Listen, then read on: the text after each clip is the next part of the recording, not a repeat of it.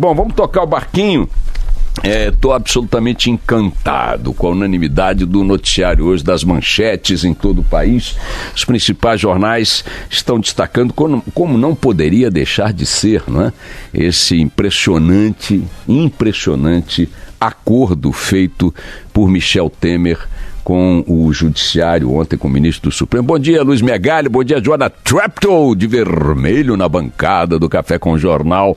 Bom dia, Mauro Soares também. E a Roberta Russo no Band News TV. Sintonize agora o nossa TV Bandeirantes, o Café com o Jornal ou o Band News TV. Você terá as imagens ao vivo aqui dos estúdios da Band News FM em São Paulo. Eu estava dizendo que as manchetes de hoje, unânimes, reagem com o destaque e o tom escandalizado diante desse acordo feito ontem por Temer e ministros do Supremo Tribunal Federal, que acabou produzindo uma aberração, uma coisa impressionante, que foi um aumento de salários para as figuras do Judiciário, a começar pelo próprio Supremo Tribunal Federal, com seu respectivo efeito cascata sobre os salários de toda a estrutura salarial da União e do Estado brasileiro como um todo, e também com a decisão de Temer de não manter o veto a um aumento que seria concedido para o funcionalismo público federal.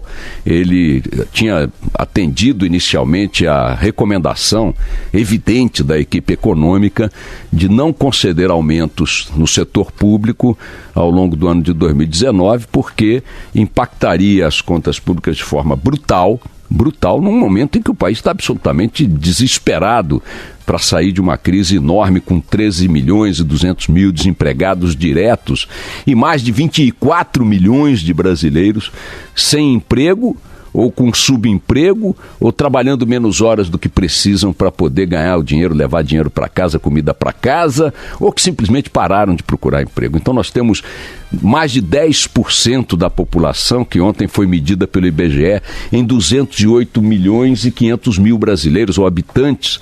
Desses 208 milhões e 500 mil habitantes no Brasil, repito, algo como 24 milhões estão no desespero, homens e mulheres, jovens, homens maduros, mulheres maduras e até pessoas já na terceira idade que têm que continuar trabalhando porque não conseguem levar sustento para suas famílias e para si próprios. Neste país, nesta situação, com um déficit público da ordem de 135 bilhões, se ficar no que está até agora, porque vejam que o Congresso Nacional está aprovando pautas bombas, coisas impressionantes, benefício para tudo quanto é lado, lobby para tudo quanto é lado, esquema, isenções, não sei mais o que, de mais 90 bilhões de reais. São uns alucinados, são uns enlouquecidos. Para vocês terem uma ideia, pelo que vai resultar agora dessa orgia judiciário temerista, né? Corporativo judiciário temerista, porque não atinge só, não beneficia apenas o judiciário, mas toda a cadeia de servidores da União, com esta orgia, esta suruba consumada ontem nos estertores de um governo agônico já há muito tempo como esse, desse vampiro de plantão e seus ilustres conselheiros togados, né? O que vai resultar disso produz a seguinte aberração. Olha, o Brasil arrecadou de impostos, tirou dinheiro do seu bolso, arrecadação apenas federal, hein? Não estou falando o que você paga de ICMS no seu estado, de taxas no seu estado, de tarifas no seu estado ou no seu município, ISS, não. Só o que o governo federal tomou do contribuinte brasileiro e da economia brasileira em 2017, pegando o número de 2017, a arrecadação federal está na ordem de 1 trilhão e 34 bilhões de reais. 1 trilhão e 34 bilhões de reais. Com estes reajustes agora, sabe quanto sobra em 2019 para investimentos? 94 bilhões. 94 bilhões, o cara toma da gente 1 trilhão 340 bilhões e devolve pra gente em serviços 94 bilhões. Menos de 8%, 7% de tudo que ele arrecada. E aí você pergunta, mas para onde está indo esse outro dinheiro? Está indo para eles mesmos, para manter a máquina, para pagar os salários, os benefícios, o vem cá, toma lá, as isenções. 1 trilhão 340 bilhões de reais, sobra menos de 7%, algo do gênero, não sei quanto é que dá, 94 bilhões sobre essa cifra monumental. Para colocar em novas escolas, em merenda, qualificação de saúde, essas coisas que nós usamos porque precisamos usar. Esse acordo feito por Temer, com o aconselhamento canalha de suas excelências do Supremo Tribunal Federal, num grau de inconsciência, de frieza, num grau de desrespeito às necessidades básicas da população que os sustenta, é uma vergonha, uma coisa indescritível. A gente tem que começar, para quem acredita em reza, para quem acredita em torcida, tem que rezar e torcer para que o Temer aceite que é um governante morto e pare de agir como vivo. Porque como vivo é impressionante o potencial de lambanças que essa figura execrável vem produzindo na agonia, na putrefação de seu governo. Um governo que já estava morto, com a pá de cal dada pela greve dos caminhoneiros, de lá para cá só produziu lambança. E lambanças para o sucessor, seja ele quem for. Não se pode dizer nem que Temer está trabalhando em favor de alguém. Como ele sabe que o alguém que possa estar próximo dele não ganhará a eleição, seja quem for, qualquer um que se deixe contaminar pelo fedor, pela caatinga que emana do Palácio do Planalto na atual gestão, não ganhará a eleição. Ele sabe disso, é o presidente mais impopular da história. Então, como ele sabe que o seu sucessor não terá nenhum vínculo de natureza política, histórica, partidária com ele, e se tiver tentará esconder, o que ele está fazendo? Ele está destruindo o pouco que restava de possibilidade de um futuro governo engatinhar na solução da crise econômica, da crise social que nós estamos vivendo. Esse ato de ontem é a cereja num bolo que não dá para dizer que é um bolo de coisa comestível. É o bolo do que vocês estão pensando mesmo. A gente tinha que torcer para que o Temer aceitasse com resignação, já lhe cabendo perfeitamente a caricatura de vampiro, que é uma figura que não morre, só se botar uma estaca no coração, mas que ele aceitasse que está morto e agisse como morto, ou seja, não agisse.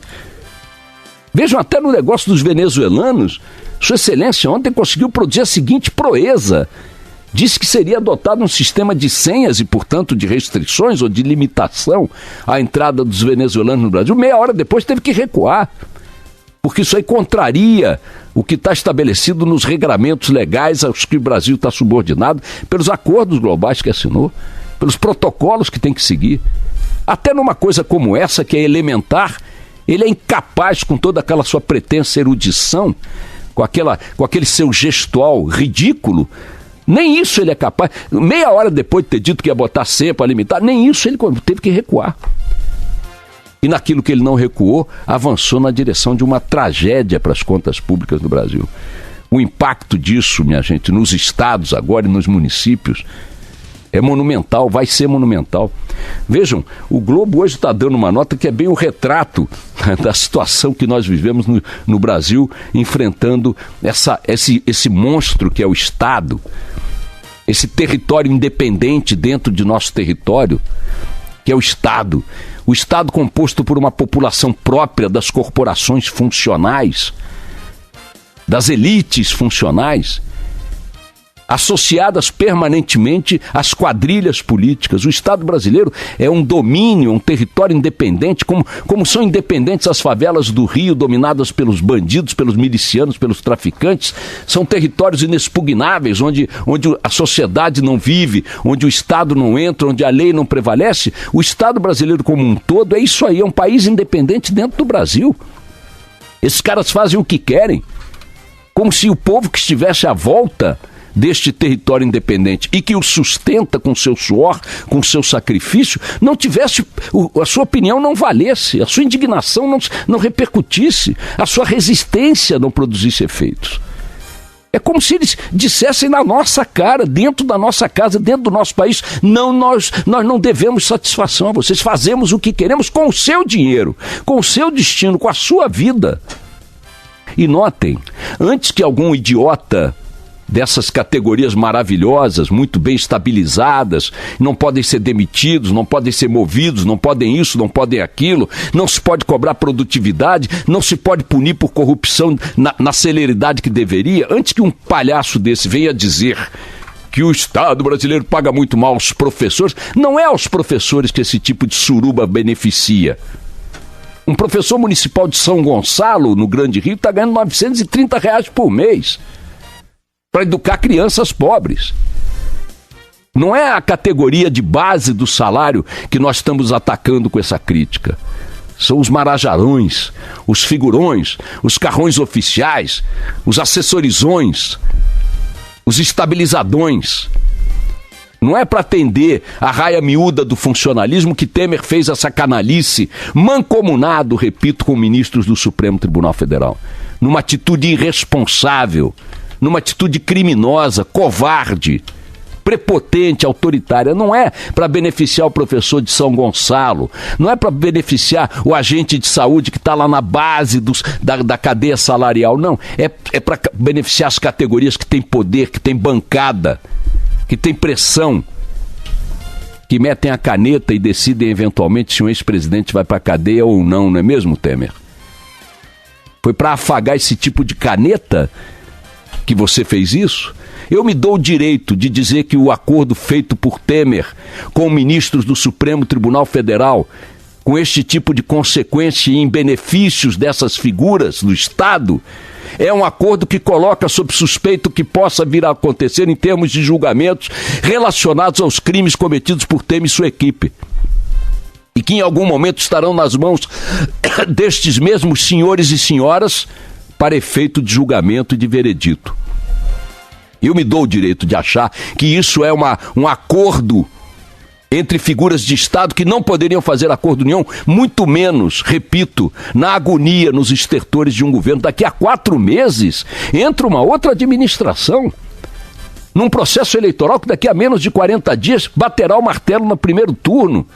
Como é que pode, num fim de governo, numa situação como essa, partir para um acordo desse tipo, que reduz a menos de 100 bilhões de reais o volume de investimentos disponíveis para toda a União, e que vai produzir efeitos cascatas num mesmo universo de figuras do Estado, de figuras públicas, que o Globo hoje registra só um exemplozinho. O Tribunal de Justiça do Rio de Janeiro multiplicou por 10 os benefícios concedidos à sua rapaziada, seus juízes e servidores, nos últimos 9 anos. Em 9 anos eles multiplicaram por 10. E isso é o que se vê em todo... Eles propuseram, esses ministros do Supremo, data vênia, excelências, com todo respeito, me perdoem, mas é tão imoral a conduta de vocês, é tão escandalosa. Vocês estão cavando a cova da respeitabilidade que deveriam erigir todo dia. Quem é que vai respeitar esse tipo de gente, esse tipo de instituição? Vieram com a conversa fiada de que se desse o aumento, abriam mão do auxílio moradia. Pois bem, o aumento vai custar mais que o dobro do auxílio moradia. Então é uma tentativa de fazer esses 208 milhões e 500 mil brasileiros de idiotas. Fica então com o auxílio moradia, que pelo menos custa menos, é escandaloso e custa menos, metade. Não produz efeito cascata. E aí o Temer, porque deu aumento para o judiciário, então agora eu tenho que dar aumento para os servidores do executivo também. Eu pergunto a vossas excelências, todos vocês, estão insatisfeitinhos com o que ganham no fim do mês? Peçam demissãozinha. Vão procurar empreguinho no mercadinho. Vai procurar emprego na rua, sai, abandona a carreira. Tá ruim? Eu sou um sacrificado, essa coisa, coitado de mim, eu tenho 2 recessos anuais, trabalho 2, 3 dias por semana, pelo amor de Deus, porque eu. Então é o seguinte, tá ruim aí? Pega o boné e vai embora. Vai pedir emprego numa iniciativa privada? Vocês não são maravilhosos? Vale esse recado para todo mundo que tá com a estabilidade funcional. Tá reclamando da porra da vida num país com 24 milhões de subempregados e desempregados? Pede demissão, Corre atrás de um salário melhor, de um reconhecimento.